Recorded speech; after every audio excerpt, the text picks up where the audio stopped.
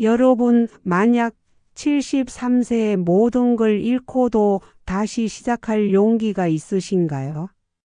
구독과 좋아요 미리 눌러주세요. 오늘 이야기는 정말 여러분의 인생을 바꿀 수도 있거든요. 안녕하세요. 저는 강원도 속초 바닷가에 사는 김영자입니다. 73세, 평생을 가족 뒷바라지로만 살아온 평범한 할머니였죠.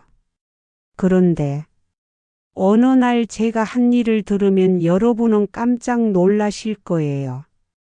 지금 생각해 보니 제가 어떻게 살아왔는지 정확히 보여드려야겠네요. 매일 새벽 5시 30분. 알람도 없이 눈이 떠집니다. 50년간 같은 시간, 같은 루틴의 연속이었어요. 아침 6시 며느리 도시락 3개, 손자들 도시락 2개 준비. 아침 7시 온 가족 아침상 차리기. 오전 9시 이웃집 가사 도우미 1출근. 오후 6시 저녁상 준비 뒷정리. 밤 11시 빨래 청소 마무리. 하루도 빠짐없이 365일. 처음엔 손자 녀석들이 할머니 짱 하며 제 치마폭에 매달릴 때가 행복했어요. 아, 내가 이 집의 기둥이구나 생각했죠. 그런데 언제부터였을까요? 며느리 말투가 달라지기 시작했어요.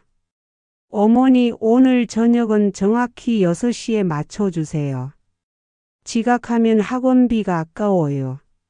어머니, 빨래는 저희 것과 완전히 분리해서 해주시면 안 될까요?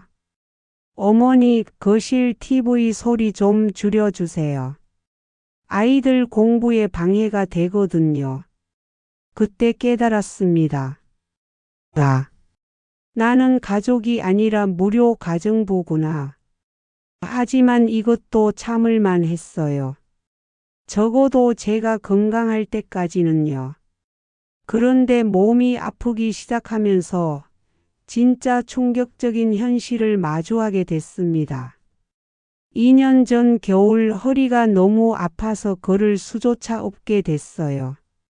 병원에서 수술이 필요합니다. 라는 진단을 받았죠. 그런데 아들의 첫 번째 반응이 뭐였는지 아세요? 엄마, 그럼 수술하는 동안 집안일은 누가 하죠? 아이들 밥은요?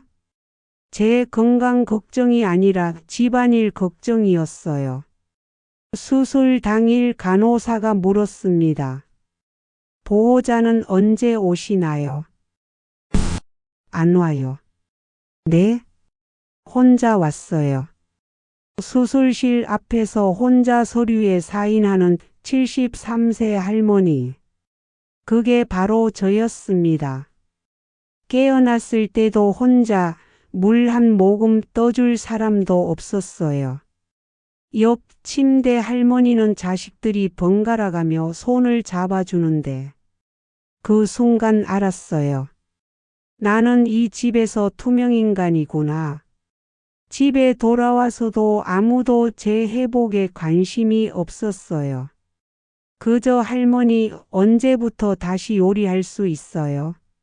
라는 말만 들렸죠. 그러던 어느 날 밤, 제 인생을 완전히 바꿀 대화를 엿듣게 됐어요. 퇴원 후 어느 저녁, 거실에서 며느리와 아들의 대화를 들었어요. 여보, 솔직히 말해서 어머니 때문에 우리가 너무 제약받는 것 같지 않아? 맞아. 친구들 만나기도 어렵고 요양원 보내는 게 서로에게 나을 것 같은데 그게 나을 것 같아. 전문적으로 케어 받으시는 게 요양원. 그 세 글자가 제 심장을 얼음으로 찔렀어요. 50년간 이 집을 위해 살았는데 결국 제 자리는 요양원이라는 거였죠. 그 밤 잠이 오지 않았어요. 새벽까지 생각했습니다. 언제까지 이렇게 살 거야? 언제까지? 그리고 새벽 5시에 습관처럼 일어난 순간 더 이상 참을 수 없다는 생각이 들었어요. 이 모든 걸 끝낼 때가 온 거죠.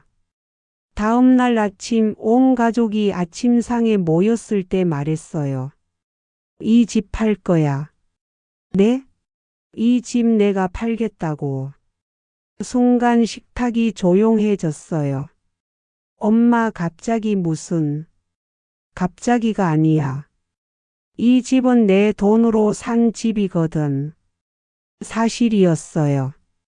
30년간 새벽 4시에 일어나서 한가사일로 몸이 부서져라 일해서 모은 돈으로 산 집이었어요.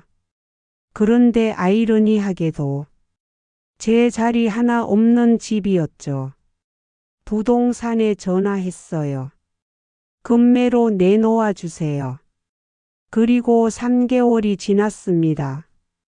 여러분, 제가 어떤 기분이었는지 아세요?